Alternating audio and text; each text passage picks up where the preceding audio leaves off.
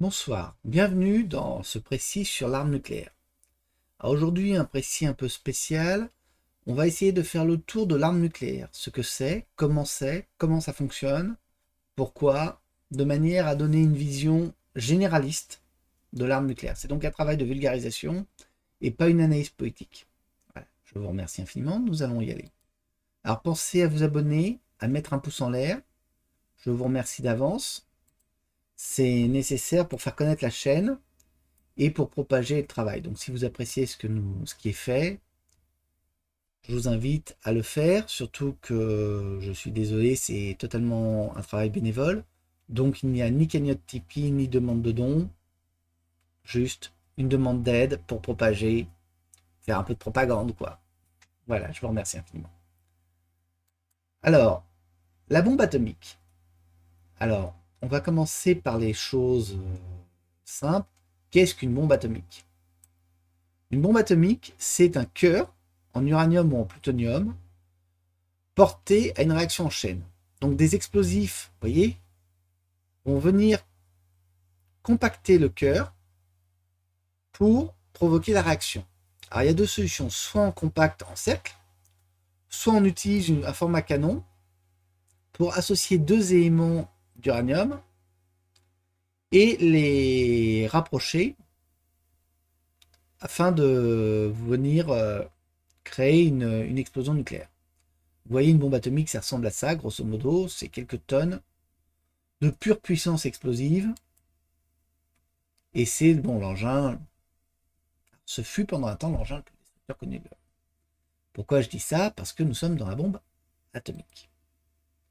Alors voilà des exemples, vous voyez, d'explosions. Alors, on a fait toute une critique de LCI parce qu'ils avaient utilisé une bombe tirée de Fallout. Bon, je dois avouer que ça ressemblait tellement au schéma que pour le coup, vous voyez, je ne serais pas très critique sur l'usage qu'on a fait LCI. Mais bon, voilà.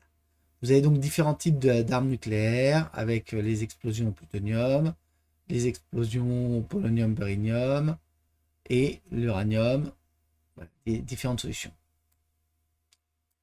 Bon, alors maintenant, on va passer à l'arme vraiment mortelle, la bombe H.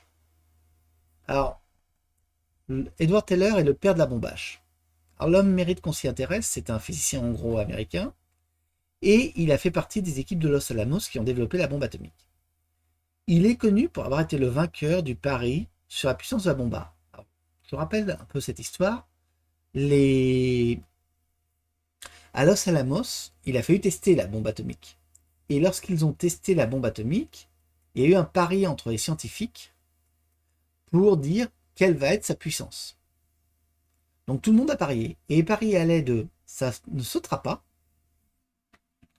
Je vous laisse imaginer, les paris allaient de la bombe atomique, ça fera un pétard mouillé, jusqu'à elle fera sauter toute la Terre. Je ne sais pas qui a parié que la bombe atomique ferait sauter toute la Terre, mais c'est le type même du pari récupérable. Mais il y a quand même des gens qui se sont engagés dans cette explosion en pensant qu'elle pouvait faire que la réaction en chaîne ne pourrait pas être arrêtée et ferait sauter toute la Terre. Un jour, il faudra qu'on parle du danger des sciences. Science sans conscience. Bon. Edward Teller, lui, était un homme brillant, et il a gagné le pari parce que c'est lui qui est tombé le plus près de la puissance réellement développée par la bombe. Donc il savait ce qu'il faisait. Bon, après-guerre, il y a eu un grand mouvement parce que les nombres de physiciens ont critiqué. Il y a une phrase là-dessus qui est très importante, qui dit ceux qui ont critiqué la bombe atomique sur Hiroshima et Nagasaki l'auraient approuvé sur Berlin. Voilà. Beaucoup de physiciens qui ont travaillé à Los Alamos, c'était des savants allemands qui s'étaient enfuis face au nazisme, qui ont développé la bombe atomique pour lutter contre le nazisme. Et comme elle n'a pas servi à lutter contre le nazisme, mais a servi contre les Japonais, dans une guerre qui était déjà gagnée, il y a eu une opposition.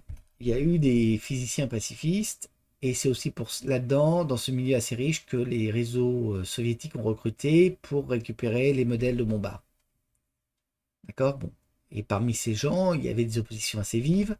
Il y a quand même des gens qui ont dit le monde serait meilleur sans Edward Teller. Lui était anticommuniste, anti-soviétique. Bon.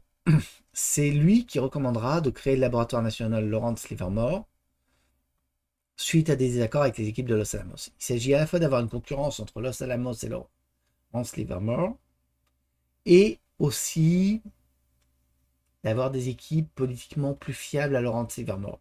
Et c'est Lawrence Livermore qui développera la bombe H. Voilà, alors, qu'est-ce qu'une bombe H? Eh bien, une bombe H, c'est une bombe atomique qui déclenche une réaction de fusion. Donc, la bombe atomique, c'est une réaction de fission. On sépare un atome en deux. D'accord? Il y a un neutron qui vient, qui casse l'atome, qui le sépare en deux éléments non fissiles. La fusion, c'est l'inverse, c'est-à-dire qu'on prend deux petits atomes et on les comprime tellement qu'à un moment, les champs de force de l'atome cassent et l'atome fusionne, les atomes d'hydrogène fusionnent en un atome d'hélium. Et il y a une perte de masse, comme dans une fusion, et cette masse se transforme, selon la formule E égale mc2, en énergie. Et c'est cette énergie qui fait la puissance de l'arme nucléaire. Alors, on va regarder les schémas.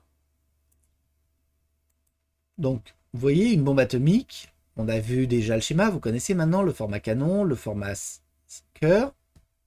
Et bien là, on a une bombe atomique qui vient déclencher une réaction nucléaire autour d'une zone d'hydrogène. Et c'est cette réaction nucléaire qui provoque le compactage et la mise sous pression d'hydrogène pour entamer la fusion.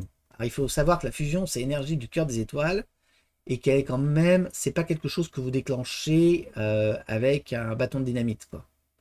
La fusion, ça demande beaucoup d'énergie pour être déclenché. Je rappelle que les réacteurs de fusion aujourd'hui ne sont pas, produisent autant qu'ils ne consomment. D'accord? Il faut beaucoup d'énergie pour démarrer une réaction de fusion. Une fois qu'elle est démarrée, ça s'auto-entretient. Mais il faut la démarrer. Bon. Donc, la réaction de fusion est beaucoup plus puissante. C'est l'intérêt, ça consomme beaucoup moins d'uranium. On verra après à quel point c'est critique. Mais il faut arriver à déclencher, donc il faut maîtriser tout ce qui est l'arme atomique. Sans arme atomique, il n'y a pas d'arme à hydrogène. Il n'y a pas d'arme à fusion. Il faut bien comprendre ça. Sans arme atomique, vous n'avez pas d'arme à fusion. Donc, l'un est le prérequis de l'autre. Alors, l'enjeu d'une arme atomique, c'est l'uranium. L'uranium, le plutonium. Ce sont des matériaux compliqués à fabriquer. Pourquoi? Parce que vous trouvez essentiellement de l'uranium 238 sur Terre, et l'uranium naturel contient 0,112% d'uranium 235. Donc, il faut l'enrichir. Alors, pour un réacteur nucléaire, on va l'enrichir à 3-4%, pour faire de l'uranium 235. Pour des réacteurs de sous-marins, on va l'enrichir davantage. Et pour les qualités militaires, on va l'enrichir à 80-90%. Voilà. Donc, essentiellement, voilà. Alors, il faut bien comprendre qu'on ne crée pas d'uranium 235. En fait, on prend beaucoup d'uranium 238, d'uranium naturel, et on concentre l'uranium 235. Et le reste, c'est du déchet. D'accord? Donc, il faut bien comprendre que ça, ce sont des procédés extrêmement compliqués parce que l'uranium est un métal lourd, radioactif. Donc, ça demande beaucoup de moyens, beaucoup d'énergie pour parvenir à faire ça. Alors, qui possède l'arme atomique? Eh bien, ceux qui ont l'arme atomique, il y a 9 États dans le monde qui ont eu les capacités industrielles, l'uranium et tous les matériaux pour le faire. Les États-Unis depuis 1945, donc ça a été le projet Los Alamos.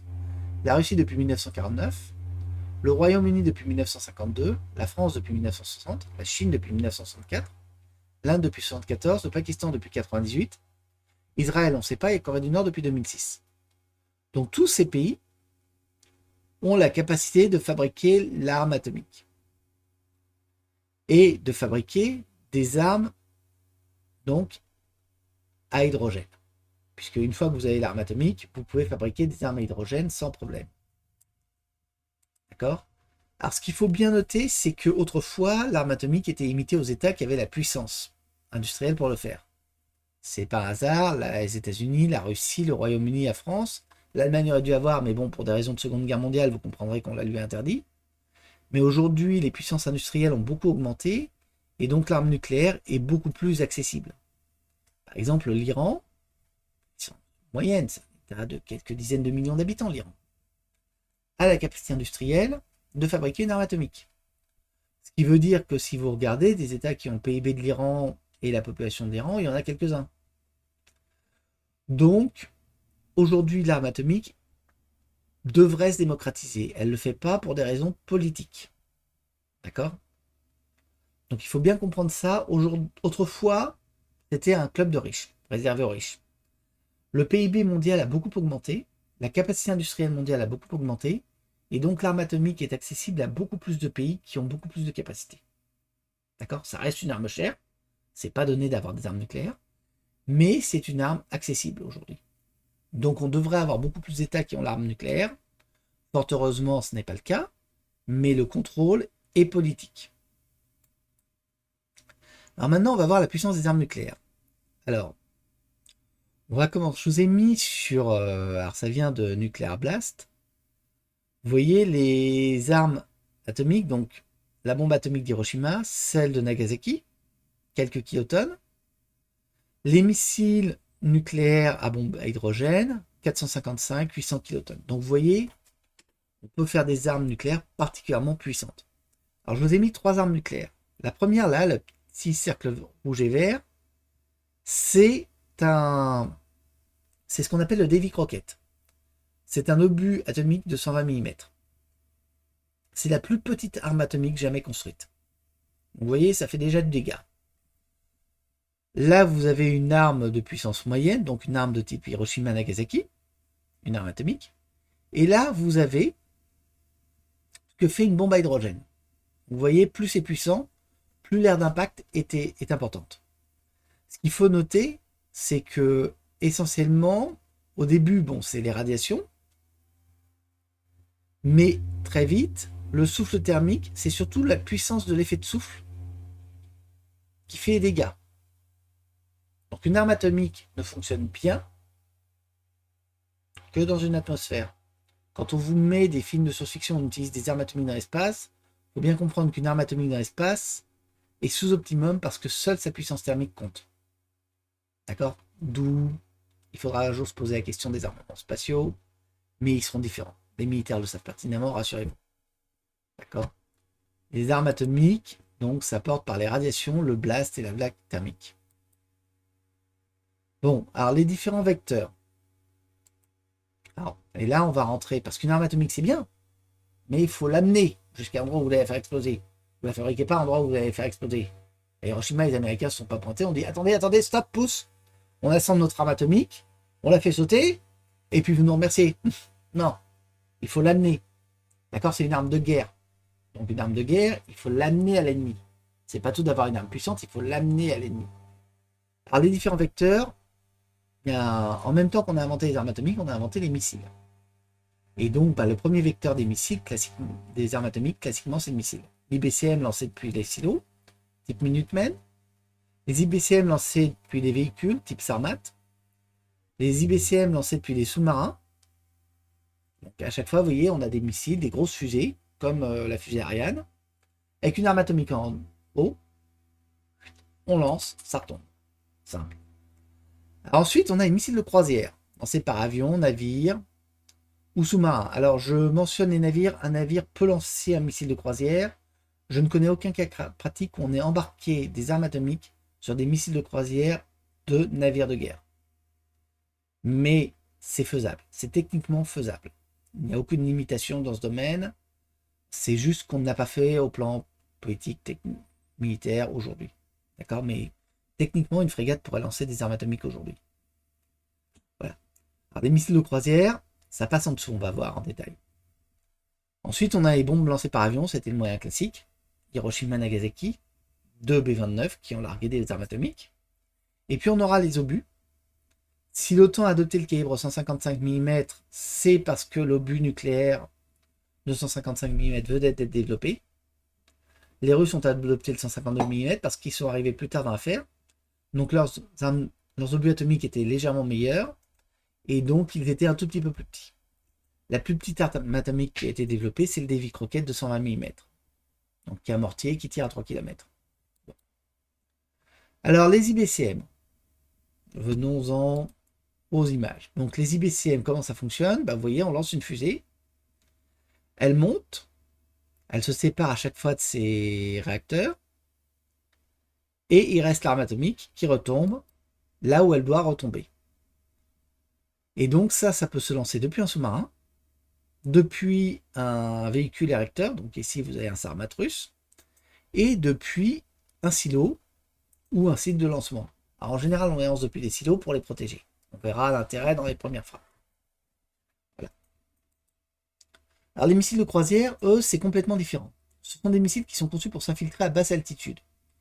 Donc, ils ont un radar de suivi de terrain, une caméra de reconnaissance de la cible terminale et un récepteur de signaux GPS.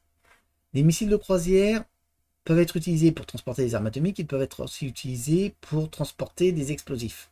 Ce sont des armes d'infiltration pour aller détruire des installations à forte valeur ajoutée en général. Mais on peut mettre une arme atomique à bord. Une bombage, c'est peut-être un peu lourd, mais une arme atomique, en tout cas, c'est certain. Donc, ce qu'il faut bien retenir, c'est que ce sont des armes d'infiltration. C'est-à-dire que ce sont des armes qui sont censées passer sous les radars à très très basse altitude, comme des avions qui font des missions de pénétration. D'accord? Sauf que ça évite d'envoyer un avion. Donc c'est utilisé pour les missions de suppression de la DCA, pour les missions de suppression des radars adverses. C'est le principal rôle d'un missile de croisière, supprimer des états-majors, bref, des cibles à très très forte valeur ajoutée. Alors les armes nucléaires, comment on peut les utiliser? Alors on parle d'armes nucléaires tactiques et stratégiques. Alors on l'a vu, une arme nucléaire tactique, normalement c'est une bombe atomique. Une arme nucléaire stratégique, normalement c'est une bombe H. D'accord? Alors les armes nucléaires tactiques, c'est considéré comme une artillerie surpuissante. Je vous parlais de l'obus de 155. Ça sert à lutter contre les cibles fortifiées. On a envisagé de l'utiliser contre les formations blindées. Ça ne s'est pas révélé très pratique. Voilà. Donc en fait, on s'est aperçu dans les années 50 que globalement, si on doublait la vitesse des véhicules blindés, on pouvait faire traverser les formations blindées des zones nucléaires et quelque part neutraliser l'arme nucléaire. Elle est puissante, mais pas assez puissante pour attraper une formation blindée qui est très dispersée et où les chars sont très difficiles à détruire. Il faudrait mettre une arme atomique sur chaque char. Au final, on a opté pour les ATGM, les Anti-Tank Guided Missiles. Bon, en face, on a les armes stratégiques. Alors, c'est soit pour détruire des sites très protégés de l'adversaire, c'est-à-dire des très très fortes fortifications. Par exemple, si vous voulez détruire Mont Cheyenne, qui est le QG nucléaire américain du NORAD, bon là, ce sera une arme stratégique. Ou alors des villes. Voilà. Dernier usage qu'on peut faire, c'est l'usage de l'effet IEM en haute altitude. On fait exploser une arme en très haute altitude, ça provoque un effet IEM et ça grille toutes les électroniques. Voilà, donc les armes nucléaires, deux usages, le tactique, le stratégique, mais le tactique s'est pas révélé toujours très convaincant. Globalement, on voit que les troupes se dispersent beaucoup plus sur le terrain pour ne pas justement prêter le flanc à une attaque nucléaire tactique. D'accord? Et si vous regardez par exemple des combats en Ukraine, vous voyez que le front fait plus de 1200 km avec quelques centaines de milliers d'hommes. On est loin des densités de la Première Guerre mondiale ou de la Seconde Guerre mondiale. Pourquoi? À cause du risque de tir nucléaire. Donc ça réduit les possibilités de menace. Alors les doctrines nucléaires, il y en a deux. La première frappe, c'est-à-dire qu'on attaque par surprise l'arsenal nucléaire adverse pour le désarmer, ce qui implique des capacités de frappe antimissiles. Donc, qu'est-ce qu'on fait? On lance ces armes, notamment des missiles de croisière, qui vont frapper les QG, les radars et les silos de missiles adverses. L'idée, c'est de neutraliser toute la capacité adverse, c'est-à-dire l'empêcher de lancer. Et on garde quelques capacités antimissiles. Et il faut avoir des capacités antimissiles pour pouvoir neutraliser. Donc c'est là que, par exemple, les Américains, avec leur bouclier antimissile, se dotaient de la capacité de mener une attaque de première frappe. C'était ça la raison du bouclier antimissile. C'est-à-dire qu'ils avaient une capacité de neutraliser suffisamment de têtes, 150, 200, 300 têtes, qui restaient d'un arsenal nucléaire qu'ils auraient neutralisé par une première frappe. Pour ça, pour contrebalancer, on a développé les sous-marins nucléaires lanceurs d'engins. Ils sont appuyés au fond des mers, et si jamais la nation, la patrie est détruite, si jamais toutes les armes nucléaires sont détruites, on a encore la capacité de tirer. À voir dans un sens ou dans l'autre. Il n'y a pas eu de première frappe jusqu'ici, mais c'était l'idée, gagner une guerre de première frappe avec 10 millions de morts. C'était ça l'idée d'une première frappe. Un seul pays aujourd'hui dans le monde a la capacité de première frappe dans sa doctrine nucléaire, ce sont les États-Unis, qui eux se donnent le droit de tenter une première frappe contre un adversaire, par frappe préventive. Bon, évidemment, hein, on ne fait pas de déclaration de guerre dans ce genre de cas. On tire, on discute après. Et normalement, on discute des conditions de reddition de l'adversaire. La seconde frappe, c'est différent. Vous subissez une attaque, vous tirez tous azimuts. Vous lancez vos armes sur les villes de l'adversaire. Et le but, c'est de détruire son pays, par le maximum de millions de morts. Voilà. Donc c'est une doctrine beaucoup plus sanglante, mais qui normalement est soumise au préalable d'une attaque contre vous. Donc ça passe pour une doctrine plus pacifique, entre guillemets, hein, entre quadruple guillemets. Mais c'est le principe de on va appeler la Mutual Assured Destruction, la destruction mutuelle assurée. C'est-à-dire que chaque camp a une capacité de seconde frappe suffisante pour détruire totalement l'autre. Et c'est pour ça qu'il y a autant d'armes nucléaires, parce que comme ça, on garantit qu'il restera suffisamment d'armes nucléaires survivantes pour mener une seconde frappe. Ce qui fait que personne ne lance de première frappe. Voilà, la doctrine nucléaire dans sa facilité. J'espère que je vous ai donné des repères. Alors l'idée, c'était d'avoir une vidéo vraiment de vulgarisation, qui ne tire pas de conclusions politiques, mais je vous laisse réanalyser le monde à la lumière de ces éléments pour comprendre les conclusions que vous voulez en tirer sur les comportements des uns et des autres. L'idée, c'est que vous ayez une matrice d'analyse de l'arme nucléaire. Je vous remercie infiniment.